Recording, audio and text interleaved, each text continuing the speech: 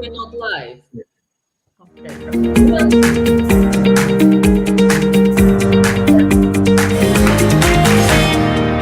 We're here. All right, I love that. Well, good morning, everybody, and good afternoon. We're celebrating Earth Day today with David Blackmon, Tammy Nemeth, Stu Turley, and me, Irina Slav. And I understand that the theme of this year's celebrations is planet versus plastic. And I see all of you surrounded by plastic. I've got plastics in my eyes. Tammy and Stu and David have plastic around their eyes and around their persons. What have you got to say for yourselves? Mea culpa. I'll get my hair shirt out of the closet. Oh, God. Good. Tammy, my did you penance. say hair shirt? Hair shirt. Yeah, the hair shirt. Is it What camel is that? hair? What kind of hair? Oh, I don't know. Cat hair? Cat hair. There you go. Well, I got cat hair all over the place, man. Yeah, I've got the flesh color going on my hair right now. There's no plastic on top of that head. No, lumps, but no plastic. Yeah, Is there we plastic usually in get- ashes and sackcloth? Just wondering. I don't think so. Depends on what the ashes are made out of, I suppose. If you're burning the That's- plastic, could be. do you get plastic ashes? Yeah, wondering. I mean, if it comes I from a think local it's used landfill, for there's something definitely plastic. disgusting and stinky. Yeah, But by the- yeah. By the No, way, no. there's a huge UN plastics conference going on in Ottawa. I think it starts today or tomorrow, and it goes all week, where they're negotiating the International Plastic Treaty to ban plastic. Yeah, apparently the Earth Day organization, whatever it is, wants to ban 80% of all plastics by 2040. Yeah. So that's why the theme, and it probably has a relation to this UN thing.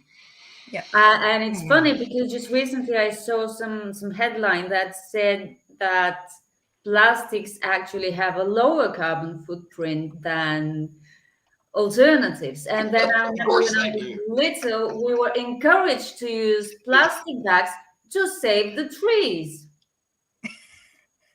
Yeah, the city of Austin banned plastic grocery bags about 10 years ago. And then a few years later, the University of Texas put out a study calculating that very thing, that the carbon footprint of the paper substitutes was bigger than the plastic bags themselves. So Yeah, I don't isn't know it what the right amazing? answer is. Well, it's like with the replacement of the plastic forks and knives.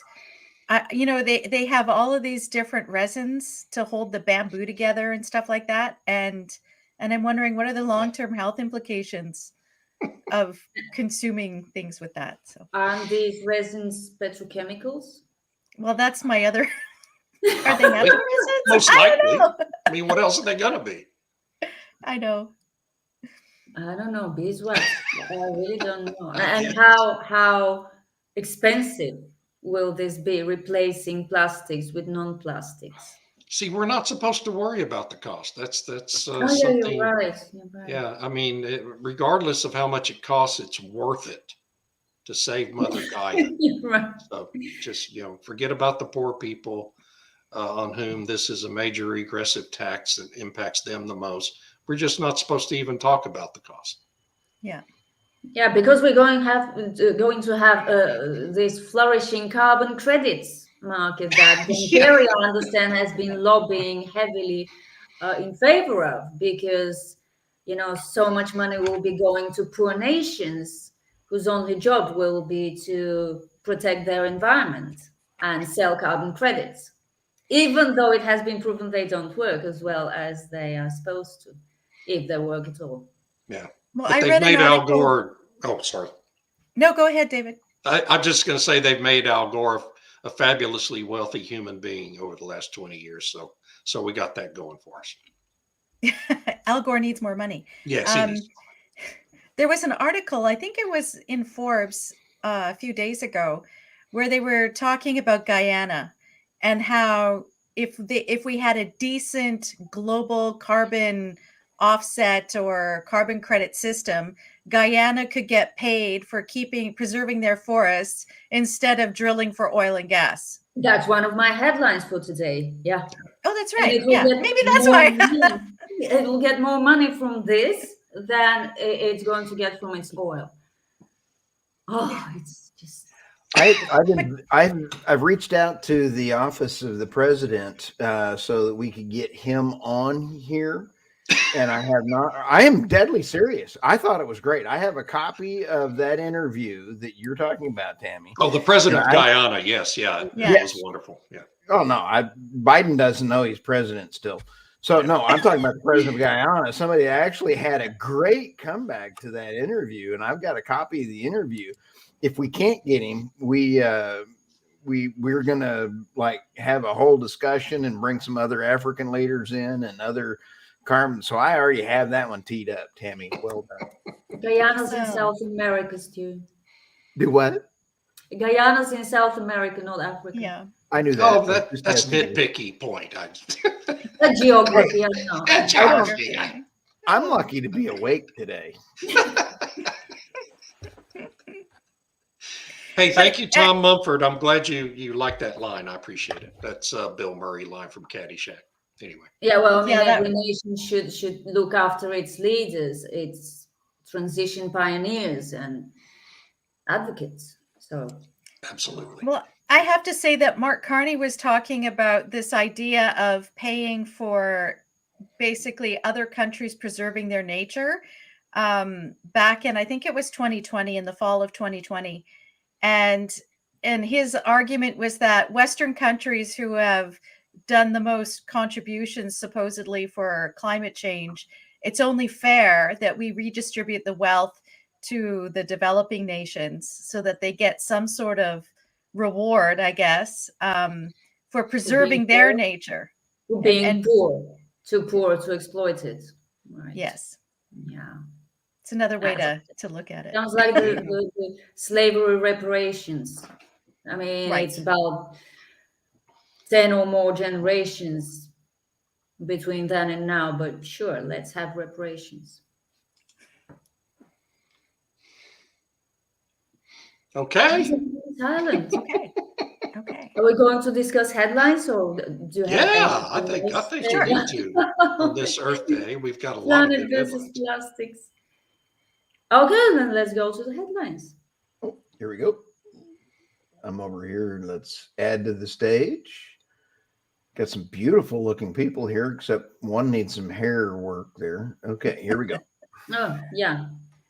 So that's the article Tammy was talking about. Which countries are suited to oil drill during a climate emergency? And now the author of this text is apparently engaged in some coalition of poor countries, small, I think mostly coastal island nations, who want to do business with carbon credit traders.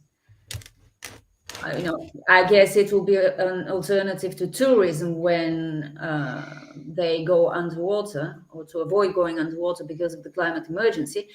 But this author was arguing that Guyana could make more money from selling carbon offsets or carbon credits than it would make from its oil. And I found this really questionable because there is already demand for oil, and Guyana is taking advantage of that. But demand for these carbon credits apparently still needs to be artificially boosted because of all these investigations that are showing that they don't work. I mean, companies flourish, their green credentials because they're buying credits, carbon credits. Right. And see, I'm green, this is offsetting my emissions. But it turns out these credits are not offsetting their emissions. They were looked at some projects that were supposed to sink the carbon, maintaining carbon sinks in this country or that. But it's not happening. Apparently, trees can only absorb this much carbon dioxide over a certain period of time. But I don't know if you remember, there was a scandal at the Science-Based Targets Initiative, and it continues now with the revelation that Kerry was behind this push to make the initiative allow for carbon credit trade, to expand it. And the employees revolted because they were against it, because they said, and accurately, that this will only allow emitters to continue emitting. So once again, it's not so much about the emissions.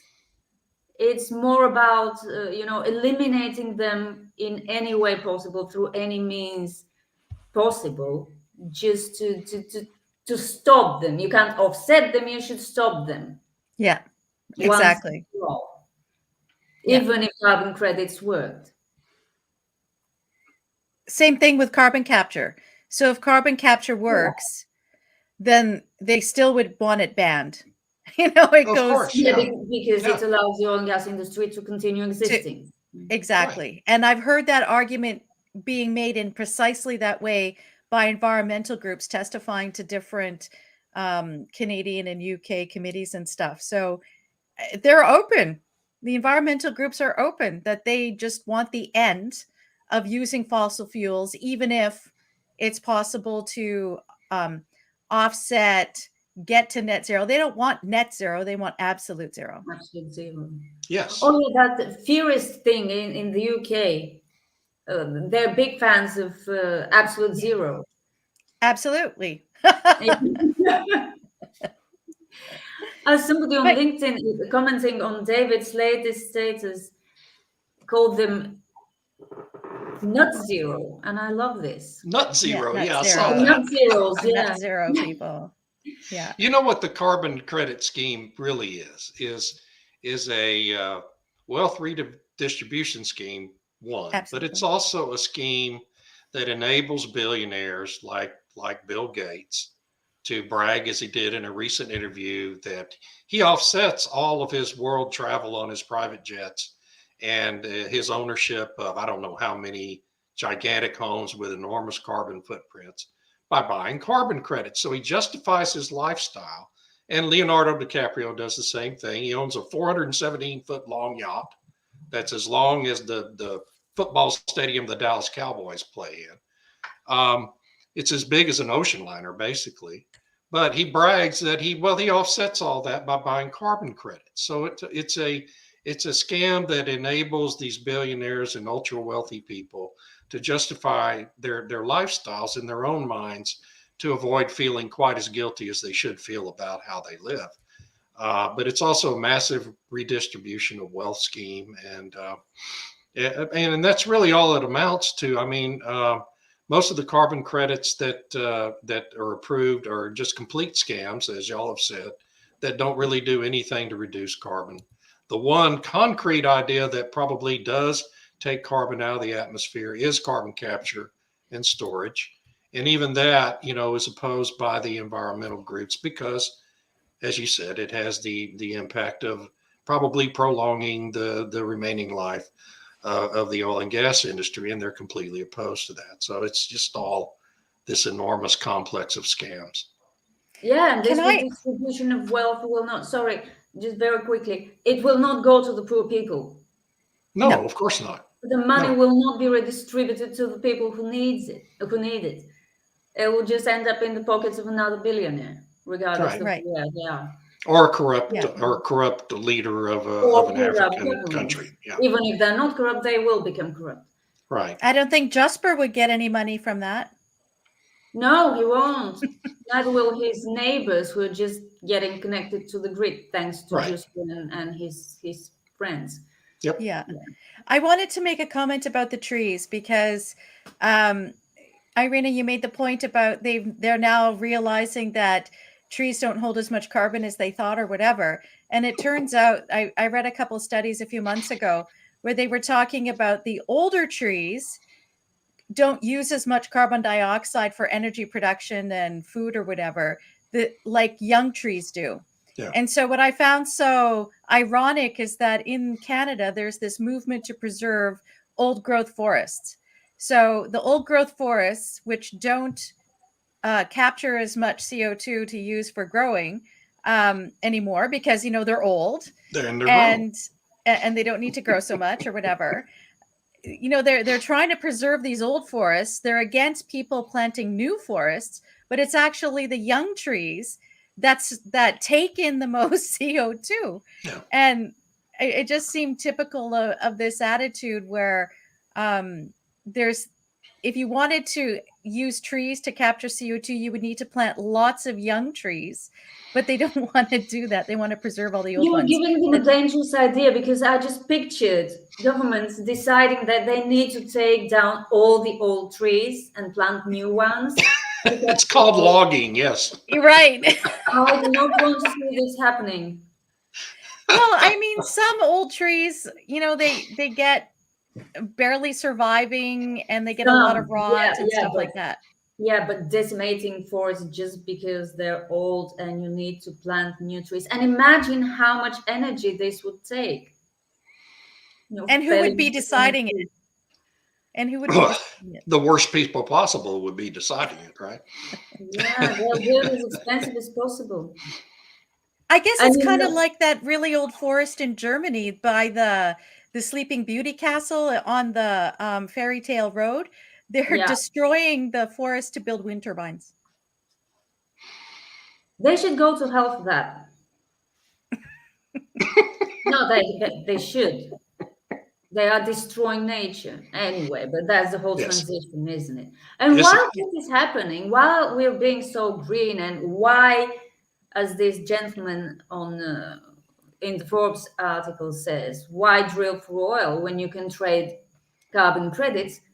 Your very own president wants, or may have to, tap the Strategic Petroleum Reserve once again to bring oil prices down for summer driving season. And how is this going to happen when the SPR is already about empty? They haven't returned a whole lot of oil in it. It's despicable. It's traitorous. They haven't said it officially. Okay, this is just a prediction by Macquarie.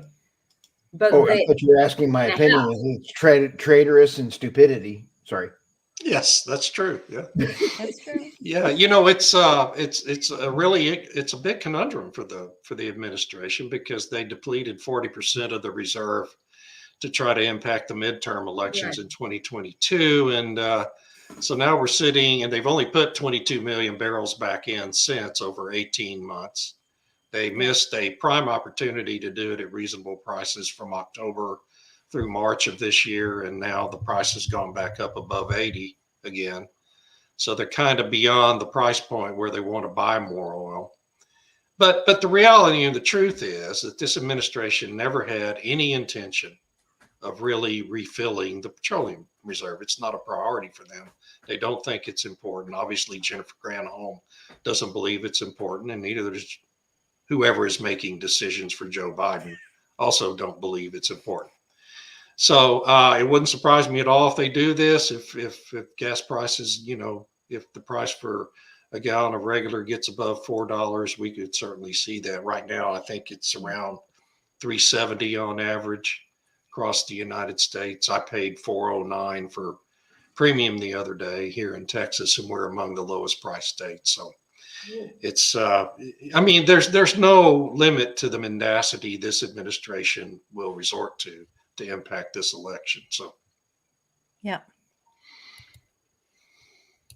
Well, but the sad part about this is the salt domes and the entire infrastructure that is being used to our strategic oil reserve infrastructure is being destroyed by letting it sit there for that long. It's not designed to pull it out and then, it's being destroyed, and it's not going to be able to be replaced. That's a good point, Stu. You can't rebuild a salt dome, can you? No. It's not like a salt block where you throw it out and the cattle start going nuts on it. And maybe their rationale is that we're not going to need oil, so why do we need the salt dome? Yeah, yeah. That really is part of their thought process, believe it or not, as irrational as that sounds. That really So is a why big do they part care of it. about gas prices, petrol Yeah. prices? If Well, they want to only for purely Election. political reasons. Yeah. Yeah. Yeah, so apparently they're admitting that it's still important. It's very important because it will help them in the elections, Right. supposedly. But they want That's to do just- away with it. And they are counting on the votes of people who want to do away with oil. Yep. But these same people will be very angry when their life becomes expensive because oil is expensive. We need a new name for this sort of mental illness. It's not just cognitive dissonance. It's special, very special. Well, climate derangement syndrome, I think, is Climate totally derangement appropriate. syndrome. Yeah, but Yeah. syndrome sounds kind of mild. I don't know. Climate derangement mania, syndrome. CDM, climate derangement mania. I don't know, but Yeah. we'll think of something. We'll have that for you Why don't next we week. ask all of our listeners to have a contest? Yes. Somebody Yeah. tell us what. Please, Yes, just let the name us for this know. illness. Trump TDS is beautiful. You just mentioned TDS, and it's almost like post-traumatic syndrome or PTSD or any of these others. It's a So real we thing. could, if one of our listeners could actually, this would be t-shirt worthy slogan for the PTSD or TDS. Let's come up with something that Yeah. I like that. Yes, people do weigh in. Yeah. Okay. Okay. Who's next? Who is next? I don't know. That You would be That would be you. Is that me? That's No, you, who David. is that? That's me? Oh. Okay. Yeah. So since we're talking about Earth Day, I wanted to give everyone just a very brief history lesson about one of the several founders of Earth Day back in 1970 was a fellow named Ira Einhorn. Ira Einhorn was a political activist, a hippie, and it turned out he was also a murderer who killed his girlfriend and hid her in a trunk in a closet in his home for several years before he was, I guess the smell finally attracted the notice of the neighbor or something. I don't remember the actual story, but that's who actually founded or helped to found this particular pagan ritual we do every April 22nd. Okay. So that's the first story. Second story is about White House renews internal talks on invoking a climate emergency. Okay. That story appeared in Bloomberg last Thursday. This is the concept of declaring a national emergency on climate change in the United States of America, which has done more to reduce its carbon footprint than any other country on the face of the earth over the last 20 years, simply by replacing coal-fired power plants with natural gas-fired power plants. Okay, but it's still an emergency because it's a global problem, and so the handlers for our president are again considering declaring a climate emergency, which would give the president, this is a wartime power, so it would give the president near dictatorial powers to invoke all sorts of policies negative to the oil and gas and coal industries here in the United States. Among the things that Bloomberg reports are being considered are things like disallowing the export of both crude oil and liquefied natural gas. By the way, most of which is being consumed and purchased by countries that are supposedly our allies and who really need those products from the United States. And also curtailing the industry's ability to actually move oil and gas and its refined products around the country on trains and in pipelines. Now, I want to remind everyone the amazing economic crisis that resulted just a few years ago when the Colonial Pipeline, a single pipeline that distributes gasoline from Texas and carries it all along the Gulf Coast and then up the eastern seaboard, went out for less than a week. That pipeline went out of service and the price of gasoline spiked by over $1 a gallon in those states that rely on that single pipeline. And so now we've got the idiots in the White House talking about intentionally curtailing the ability to deliver that gasoline across half of the country, basically. Yeah. This is not just a bad idea, it is literally a crazy, insane idea. But again, it's an election year. Biden's worried about his flagging polling numbers, or his handlers are worried about it. I hate to attribute any actual thought process to this particular president, okay? It's his advisors, his handlers are very concerned about his plummeting polling numbers among highly impressionable young voters. They're fleeing him in droves. And so this would be nothing more than a political stunt designed to shore up his polling numbers among that bit of the electorate. So I don't know if they're going to do it or not, but I think we all need to recognize that Bloomberg would not have run this story claiming to be quoting anonymous sources in the White House if it were not actually talking to highly placed people who were part of Biden's advisory staff in the White House.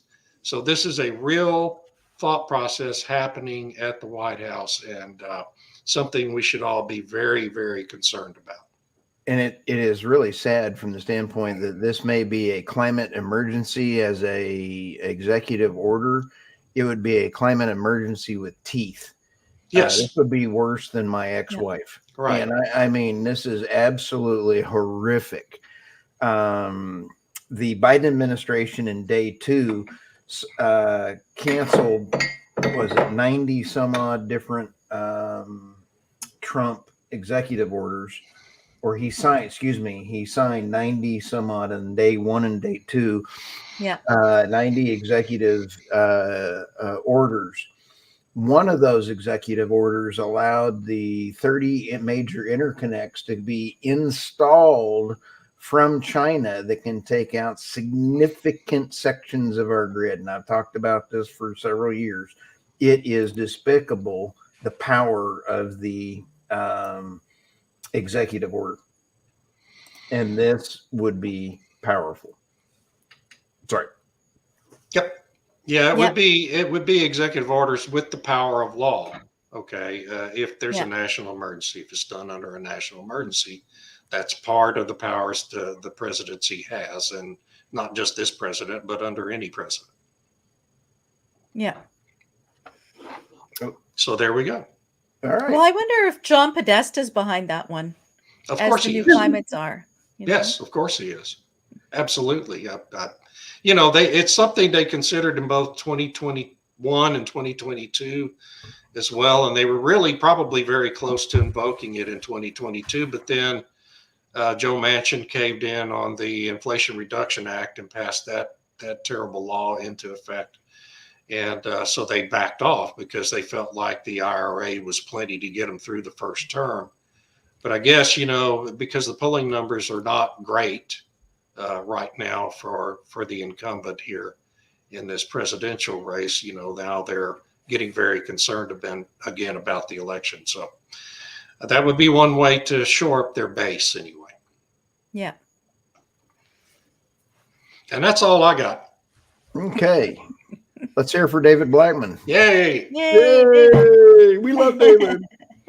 Okay, who is this? This is awesome. Okay, so I decided instead of news headlines, I would put some links here to 2 really good websites that talk about the sort of improvements and optimism that have taken place since that first Earth Day all those years ago. Yeah. Because Earth Day supposedly is looking out for clean air, clean water, looking after the land properly, and all these kinds of things. And this particular slide is just about the dramatic decline in decadal deaths from natural disasters, for an example.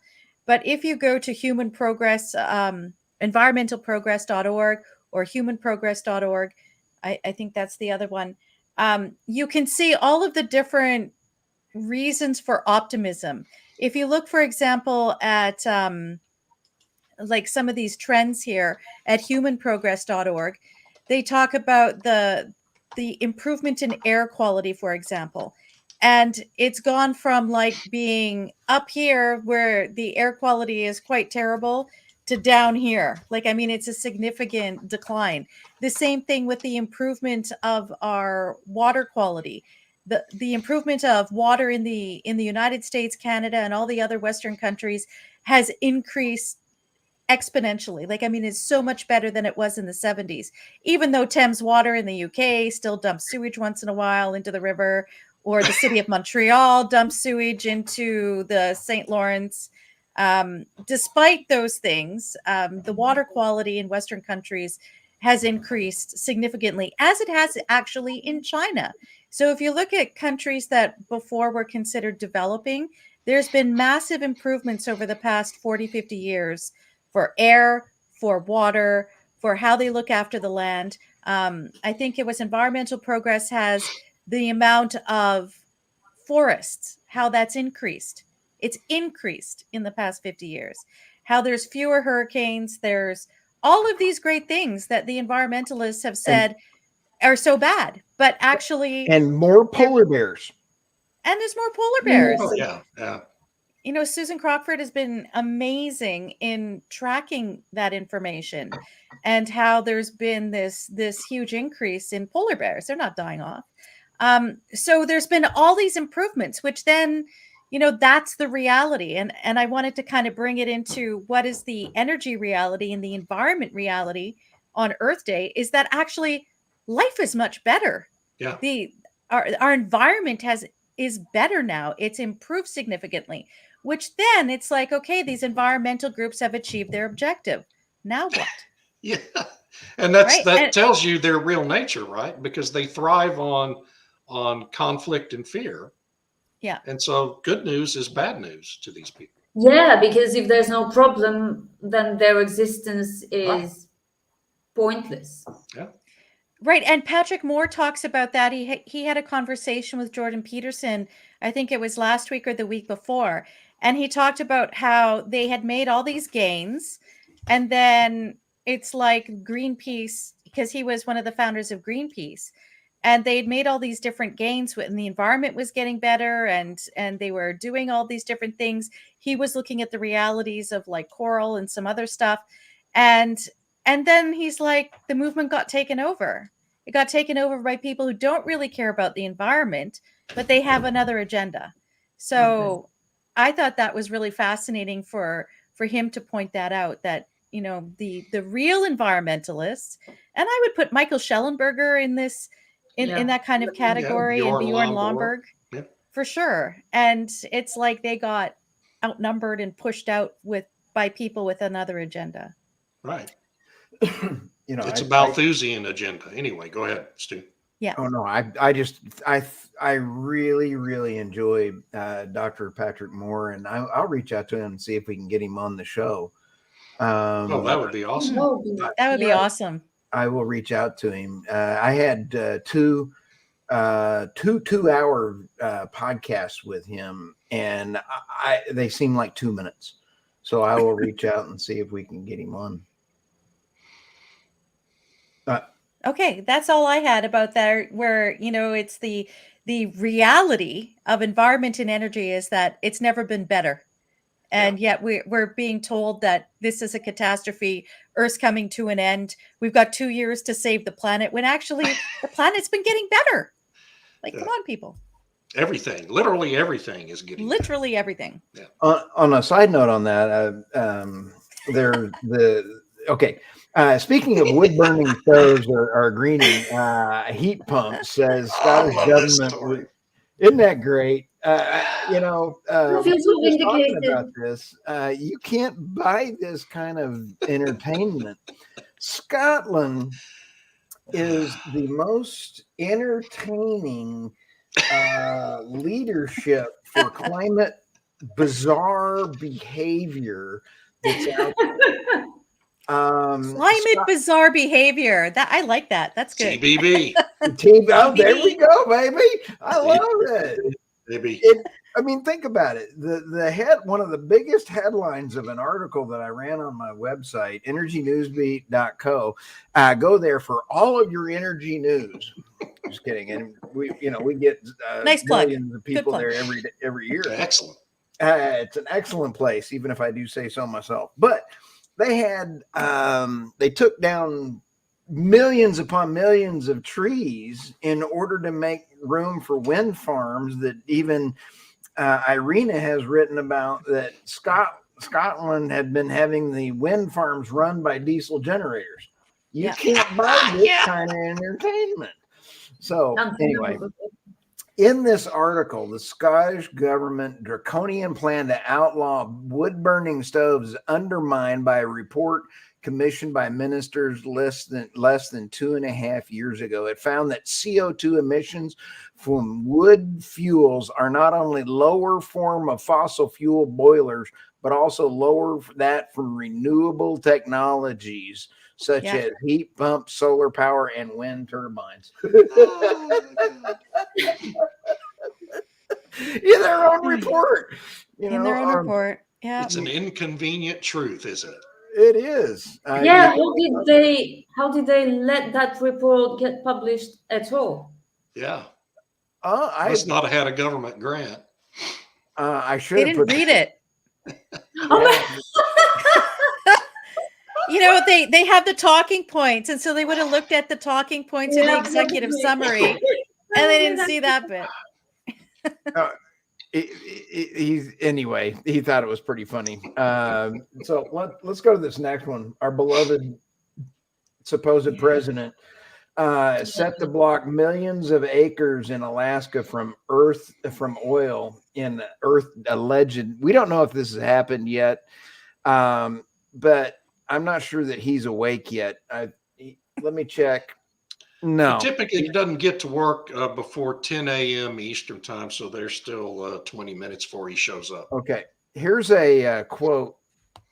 With climate change warming the Arctic twice fast as the rest of the planet, we must do everything within our control to meet the highest standards of care to protect this fragile ecosystem, Interior Secretary Deb Haaland previously stated. President Biden is delivering the most ambitious climate and conservation agenda in history.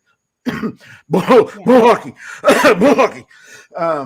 I'm sorry, I got a little bit of cough there. Wait, Alaska is warming up twice as fast as the rest of the world? They make that argument about the Arctic region. It's a lie. Right, the Arctic ice extent. Which is warming faster, the Arctic or Europe? Because both are warming up twice as fast as the rest of the planet, as are other places. And Canada, everything is warming twice as fast as everywhere else, as somebody summarized it on X. Irina, well, it's like scope 3 emissions. It's double, triple, multiple counting. Yeah, we're doomed. I don't know why we're bother. That's why we have energy reality, so we can talk about what the reality is. We can say what this delusion is, and then what to point out what the realities are. It's just so mind-numbingly stupid. Well, Irina, the level of argumentation they're pushing on us is so Stu. It's so idiotic. It's really exasperating, especially when you know that there are people who are buying this. Oh yeah. They never stop to think. Europe's warming twice as fast as everywhere else. Oh my God, what are we going to do? We're all going to die. We have to do something. The Arctic or Canada or Australia is warming at twice the rate of the rest of the world. And the same people believe it. I had another interview with... Must be climate change. Climate change is affecting intelligence, I'm sure. Yes. Oh, absolutely. And Fritz Dunning, he is with the Carbon Coalition.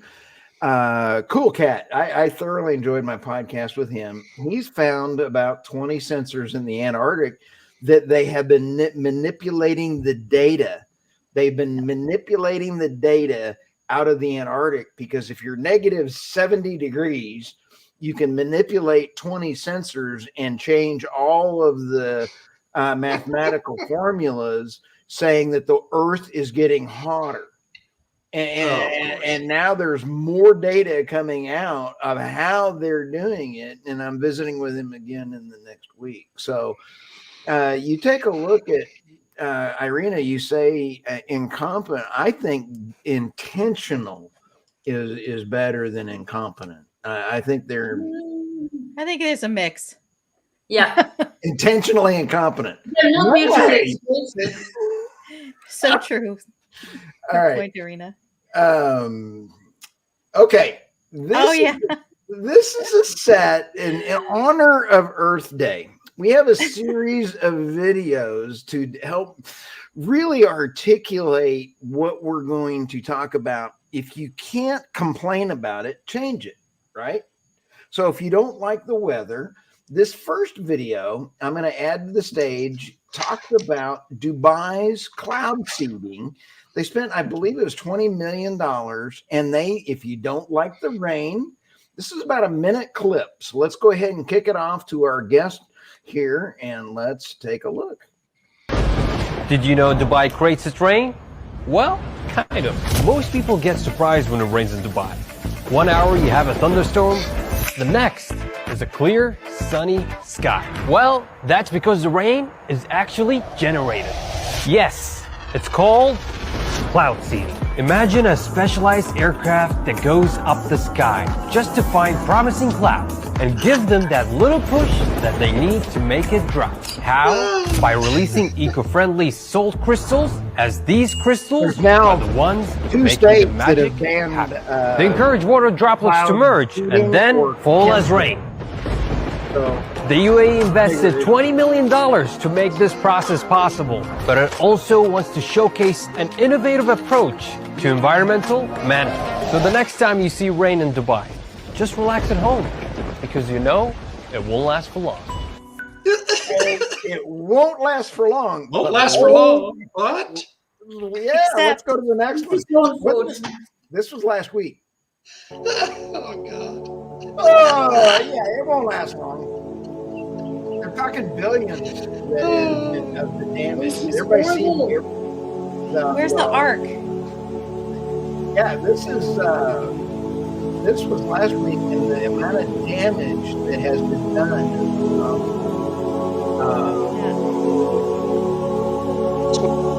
Like the army. And then let's take a look at this one. Yeah. It's only a passing cloud. It's no big. If you don't like it, just give it 5 minutes. Okay, but the question forces itself. You're manipulating the clouds to get more rain. Why do you not build some drainage? Well, you gotta love the aftermath. Holy moly. Wow. Oh boy. Okay. So you can't, like all those towers that they have in Dubai, were they equipped to deal with that level of rain? Like what happened to the foundation of those towers? Good question. you're too I logical. think we'll Tammy. hear about it. Yeah, right. But Irina, you wrote a Substack about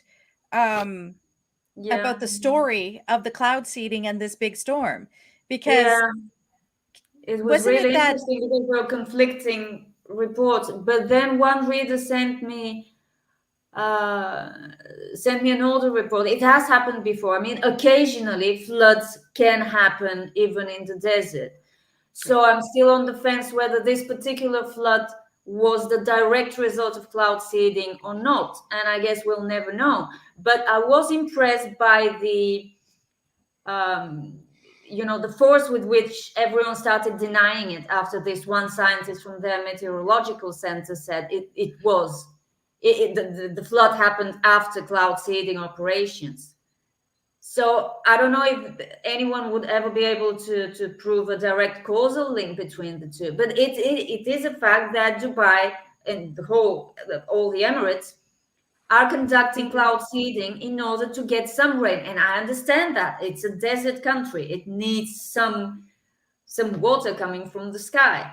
Yep. But really, if you're making rain, prepare for rain, as in do some drainage systems. Seriously.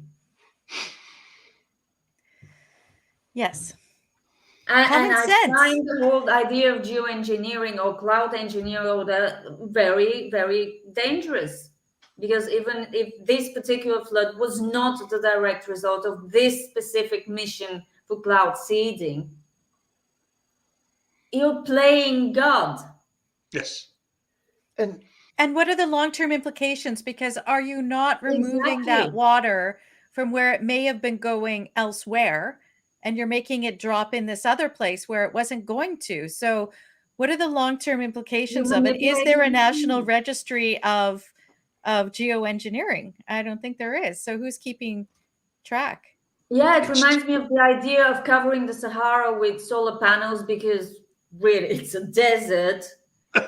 Almost nothing lives there. And two scientists did research on this idea and they found something amazing, that covering the Sahara with solar panels, hypothetically, of course, but doing this will change the climate of the whole planet because it will mess up air currents and Yeah. precipitation and all sorts of things. it's So the yeah, what could possibly go wrong with this idea factor, right? I mean, it's yeah, yeah. like So Bill maybe Gates's don't idea. mess with the weather in this way. Yeah, Bill Gates wants to spend $16 billion, I think it is, on a program where he wants giant planes to haul loads of chalk dust Yeah. into the upper atmosphere and just Oh spray yes, it out into the yeah. upper atmosphere to block Reflect part of the sun, the sun. right? Oh, Yeah. shading the Well, sun. Yeah, that's my yeah. favorite actually. What could That possibly go would be wrong with that idea? apocalyptic. Yeah. Yeah, Yeah. what could go wrong, right? And once it's up there, and let's say you get it up there into the upper atmosphere, and you have a sudden collapse in temperatures, and so you go from 80 degree days in April to 30-degree days in April in part of the world. How do you get that crap out of the atmosphere? Is there a contingency plan for that to go back in case things go Yeah. wrong? I kind of doubt that Bill Gates has a contingency plan for that, right? I mean, these are Well, also, actively this is this evil planet. I ideas. mean, how arrogant can you get? Yeah, I These mean, people also live on this planet, and they cannot, regardless of their money, they cannot build an underground bunker Yeah. that is a perfect imitation of life on the surface. Yeah. and even better, what if Bill Gates's atmosphere seeding program is as hackable as the software he developed, right? And so you have hackers hacking into it, Oh, and this gets better yeah, and right. better. I mean, this guy, he's not even a really great software developer, but he wants to play I God with couldn't the agree whole more. atmosphere. Well, what's Anyway, interesting is that I think it was back in December or January, there was a group out of California that actually did an experiment putting these reflective particles in the atmosphere to reflect the sunlight coming in. Yeah. And they only announced it after the fact yeah, because they said too many people would try to stop us. And rightly so, but they did it anyway and then released the information. And I'm like, well, where California regulates everything. How could they, yeah. where was the government regulating something as important as tampering with our atmosphere? Maybe they So didn't let anyone know because it's legal. I don't know. Is it one of these gray areas where there isn't a specific law and Yeah. therefore they feel they can just go about and do it One anyway? of the stories, yeah, when the UN was discussing geoengineering because of climate change, a lot of countries were against it, but it doesn't really mean anything because it's legal in most countries. So apparently, as you say, probably it's not specifically prohibited, so anyone can do it. My Well, understanding is it will depend on the scale, I mentioned, the scale of the experiment. Right. Now, my understanding is Bill Gates initially tried to do this last year in Sweden. It was last year or the year before, and it was like 24 hours before they were going to do this huge experiment, and word got out and the Swedish parliament immediately put a stop to it. Good for them. And he So they were said, going well, to we'll do try it on the somewhere else. quiet.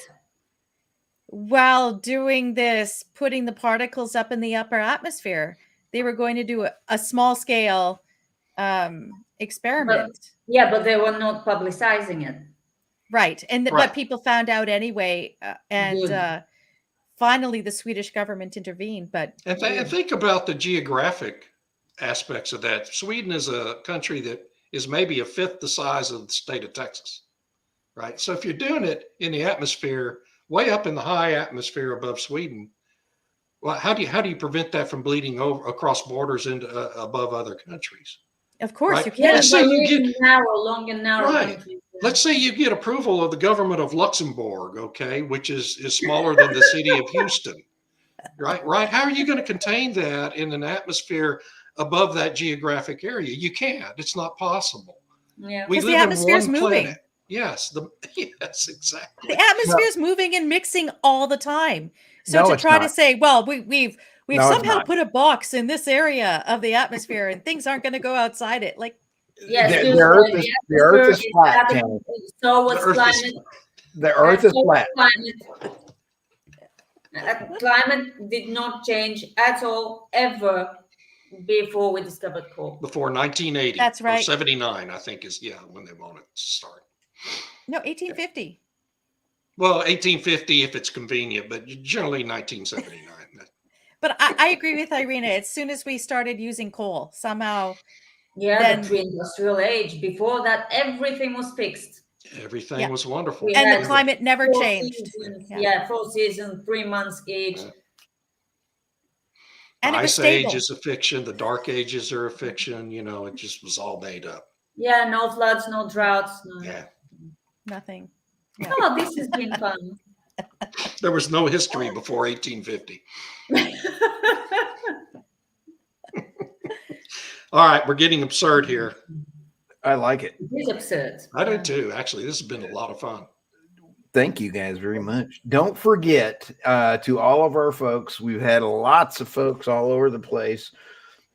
We need to know a new TDS for climate. What was our What was the one you said a minute ago, Stu? That was good. Climate Bizarre behavior. bizarre behavior. Well, that's a candidate right there. It's high on the list. It's kind I'm of too so- long, though. We need something punchier. Yeah, please. I am punchable. Now, the only thing more punchable than me is Bill Gates. And when I met him, I have to Half a dozen others. do what now, Irina? I can think of a half a dozen others at least. Yeah. Well, I thoroughly made that man so mad when I met him that a vein popped across his forehead. You spend 5 minutes with me and I can make anybody really, really mad. And I blew that man's eardrums out. 5 minutes with me and I ruined his day. And it has been one of the highlights of my life. How about a trip to Brussels, Stu? Yes, come to Please Brussels. meet Ursula von der Leyen. Yeah. Yeah. Let's see. I really want to go to Washington. I got a lot of politicians I'd like to spend 5 minutes with and just have absolutely a head exploding conversation with a lot of them. That would be You some. do that. Stu should go before the Climate Change Committee in the UK. That would be priceless. Oh, Oh, that'd be wouldn't We it be should fun? go on a world tour. I think we're Yeah, Stu's world tour. I could become the Pope of head explosions. What do you think? You're the new envoy. yeah. Oh, the anti-lurch. Nice. The energy envoy or something. Yeah, Yeah. the anti-carry lurch or Podesta. I'm the anti-Podesta. Well, we need an anti-Podesta, believe me. Yeah. Yeah. All right. All right. Well, I think this is a great show. I appreciate Yeah. everybody that was listening today, and I appreciate you guys. You guys are rock stars. I'm just lucky to hang with you guys. Well, thanks for organizing everything, and As thank you always. to all the listeners and viewers. Hope you had This has fun. been great fun. Everybody Yeah. have a great week. Bill Gates. No if you're listening, apocalypse. I still am Plastic thrilled. free. I'm thrilled that I made you mad. Bill Gates, if you're listening, have a great weekend, everybody. Bye, Adios, everyone. y'all. Yeah, Bye. see you next Monday.